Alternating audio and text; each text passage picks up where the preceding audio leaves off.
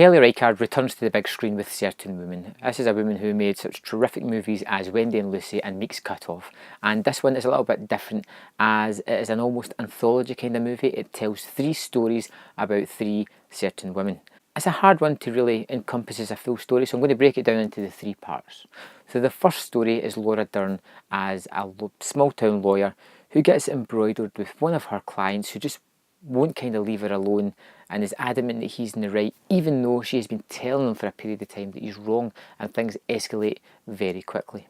This segment also stars Jared Harris as the sort of person that's bugging the lawyer, and he's terrific in the role, but it really shows you how Laura Dern's struggling to sort of leave her personal side and professional side separate from each other, and how things get drawn into each other, how she doesn't really have time for a social life, and how things are being left behind for her business, and she's got a kind of lonely-ish lifestyle. And it's probably the best of the 3 stories. It's definitely the one that I had the most connection with and the most interest in.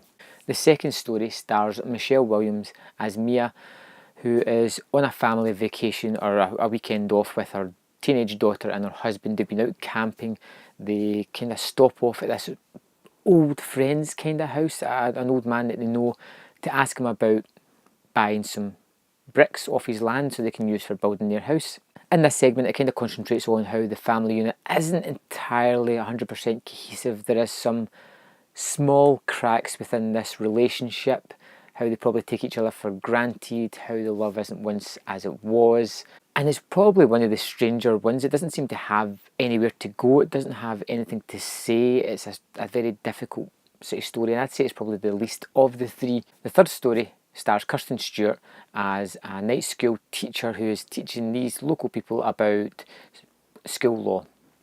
Lily Gladstone is one of the students, the adult students, who is interested in this subject, and they attend the class. And after the class, Lily Gladstone's character takes Kirsten Stewart's character to a diner, and they just have a conversation. They have a small connection. You can tell that Gladstone's a little bit sort of subdued and is more just happy to spend time with somebody.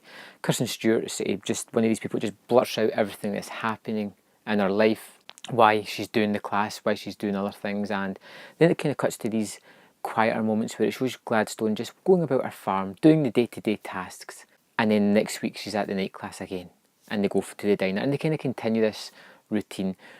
This was one of the more interesting ones, but still not as good as the first story, and the chemistry between Stewart and Gladstone is terrific. It's really palpable. Gladstone is terrific, and she does a lot by keeping this subdued body language and mannerisms and the way that she talks, but you can obviously tell that there's a big heart behind it, and this one's kind of about a love connection, or a connection with somebody.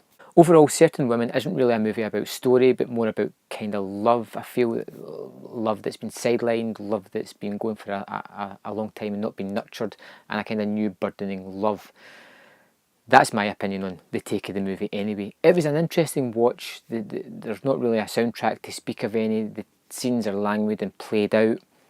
The photography's nice. I liked the movie, didn't love it, and I'm going to give it 3.5 out of 5. It's a good watch, maybe not one that needs to be seen on the big screen, but one to definitely watch out if you like their previous things.